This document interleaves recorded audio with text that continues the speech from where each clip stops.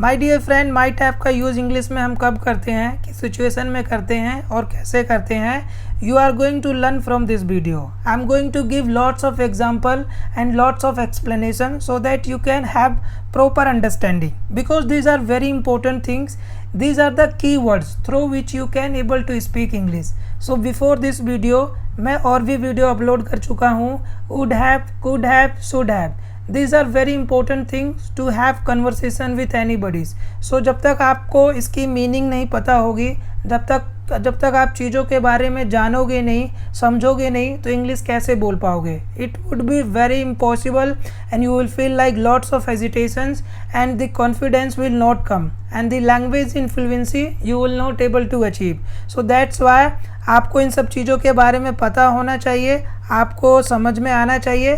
और जब मैं आपको एग्जांपल दूंगा तो एग्जांपल से आपको क्लैरिटी, ट्रांसपेरेंसी इम्प्रूव्ड होगी, सो दैट आप सेंटेंसेस को बना पाओगे और इंग्लिश में अच्छे से आप एक्सप्रेस कर पाओगे. So my dear friend, please watch my full videos. You will get lots of examples and lots of things. Now you can see might have, it is modals verb which we use in English language. हम conversation में इस word का बहुत ही ज़्यादा use करते हैं. would have, could have, should have and now might have. Might have का use हम कब करते हैं, जब पास्ट में कोई भी पॉसिबिलिटीज़ होती है, पास्ट में कोई भी पॉसिबिलिटीज़, या जब हम अनुमान लगाते हैं, या कोई अजम्पशन होता है, या रिग्रेट के बारे में हम बात करते हैं कि शायद ऐसा हो सकता था, या ऐसा किया होगा, या शायद हुआ होगा. जब कभी भी हम अपने सेंटेंसेस में शायद का यूज़ करते हैं और पास्ट की चीज़ों के बारे में बात करते हैं, उस टाइम हम माइट हैव का यूज़ करते हैं, राइट. जब कभी भी सेंटेंसेस में हमें बोलना होता है शायद ऐसा हो सकता था, या शायद ऐसा किया होगा, वो शायद हुआ होगा. जब कभी भी हम क्या कर रहे हैं, पास्ट में चीज़ों के बारे में कोई पॉसिबिलिटीज़ के बारे में बात कर रहे हैं, और या हम अनुमान लगा रहे हैं, या कोई हमारी अजम्पशन है, या कुछ रिग्रेट है, राइट. उस कंडीशन में हम माइट हैव का यूज करेंगे. माय डियर फ्रेंड, जब हमें सेंटेंसेस को बोलना होता है शायद ऐसा हुआ होगा, शायद ऐसा किया होगा, शायद ऐसा हो सकता था, तो उस कंडीशन में हम माइट हैव का यूज़ करते हैं, राइट. माय डियर फ्रेंड, जब हमारे पास कोई क्लैरिटी नहीं होती है चीज़ों को लेकर, और कोई ट्रांसपेरेंसी नहीं होती है, कोई सियोरिटी नहीं होती है, हम अजम्पशन बेस पे बात करते हैं, राइट. हम पॉसिबिलिटीज़ के बेस पे बात करते हैं, उस कंडीशन में हम माइट हैव का यूज़ करते हैं. अब लास्ट सेंटेंस के लास्ट में क्या हो सकता है, हो सकता हो, या शायद किया होगा ऐसा, या शायद हुआ होगा. तो मतलब हम अनुमान लगाते हैं, हम अजम्पशन लगाते हैं कि शायद ऐसा हुआ होगा. उस कंडीशन में हम माइट हैव का यूज़ करते हैं. जब हमें श्योरिटी नहीं पता है कि हम श्योर नहीं है उस मैटर पे, या कुछ उस कंडीशन में हमें क्लैरिटी नहीं है, उस कंडीशन में हम माइट हैव का यूज़ करेंगे. Now I am going to give beautiful examples. Through with the help of the examples you will understand and you will have full transparency of the language. So keep watching my channel. So now you can see the example. वह train छूट गया होगा, शायद train छूट गई होगी, right. वह train छूट गया होगा, या शायद वह ट्रेन छूट गई होगी. सो इस कंडीशन में आप देख सकते हो कि हमें कोई क्लैरिटी नहीं है, हमारे पास कोई ट्रांसपेरेंसी नहीं है, हमें श्योरिटी नहीं है. इस कंडीशन में हमने शायद का यूज़ किया है, मतलब हमने पॉसिबिलिटीज़, ऐसा हमने अनुमान लगाया है, ऐसा हमने अजम्पशन किया है कि शायद ट्रेन छूट गई होगी. सो इस कंडीशन में नाउ यू कैन सी शायद ट्रेन छूट गई होगी, ही might have miss the train. So you can C subject ये है, माइट हैव का यूज़ हुआ है, मिस्ड ये वर्ब की थर्ड फॉर्म है, द ट्रेन, राइट. वह ट्रेन छूट गया होगा, शायद ट्रेन छूट गई होगी. इस कंडीशन में he might have miss the train. Now we can see the second examples, right. शायद वह मेरा जन्मदिन भूल गई होगी, she might have forgotten my birthday. She might have forgotten my birthday. So ऐसे कंडीशंस में माय डियर फ्रेंड सब्जेक्ट के साथ ऑलवेज माइट हैव का यूज़ होता है, देन उसके बाद वर्ब की third form and then object. So वह शायद मेरा जन्मदिन भूल गई होगी. तो हम यहाँ क्या कर रहे हैं, हम ऐसे अनुमान लगा रहे हैं कि मतलब भूल गई होगी, हमारे पास कोई भी क्लैरिटी नहीं है, श्योरिटी नहीं है. सो इस कंडीशन में हम माइट हैव का यूज़ करेंगे. यू कैन सी शायद वे अब तक घर पहुँच गए होंगे, शायद वे अब तक घर पहुँच गए होंगे. They might have reached home by now. They might have reached home by now, मतलब शायद वे अब तक घर पहुंच गए होंगे।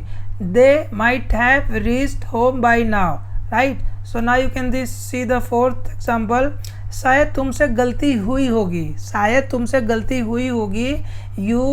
You might have made a mistake, you might have made a mistake, you might have made mistake means शायद तुमसे गलती हुई होगी, right। I hope you understand, these are the very important things।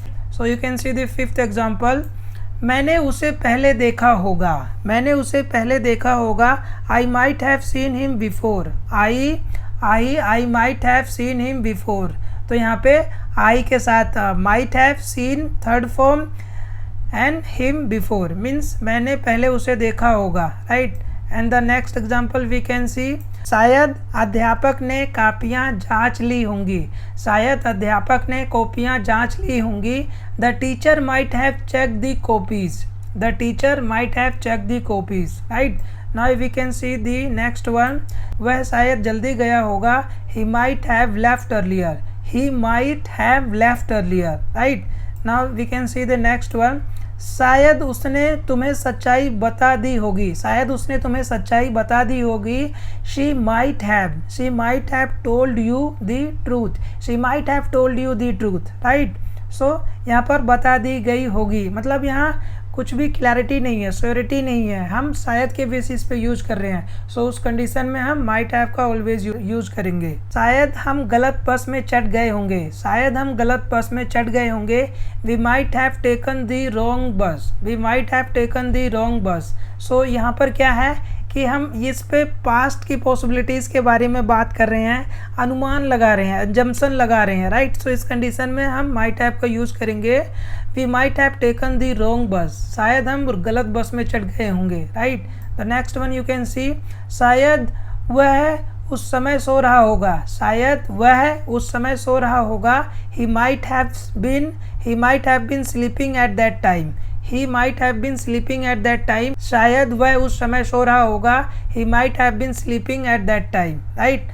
now the next one we can see, शायद तुमने यह कहानी सुनी होगी, शायद तुमने यह कहानी सुनी होगी। you might have heard this story, you might have heard this story, right। the next one we can see, शायद उन्होंने पार्टी का मज़ा लिया होगा, शायद उन्होंने पार्टी का मज़ा लिया होगा। They might have enjoyed the party, they might have enjoyed the party. So my dear friend, जैसा कि आप लोग देख सकते हो, कभी भी जब हम पास्ट के बारे में बात कर रहे हैं, वो पॉसिबिलिटीज़ हो सकती है। जब हम अनुमान लगाते हैं, जम्पसन लगाते हैं, उस टाइम में हम माइट हैव का यूज करते हैं। You can see with the help of the Hindi examples you can see my dear friend in this condition में ऐसे sentences के लास्ट में जब शायद किया होगा, शायद हुआ होगा या हो सकता था, ऐसे conditions में हम might have का यूज़ करते हैं। I hope you understand, your clarity will be improved. You have to watch and try to understand the things.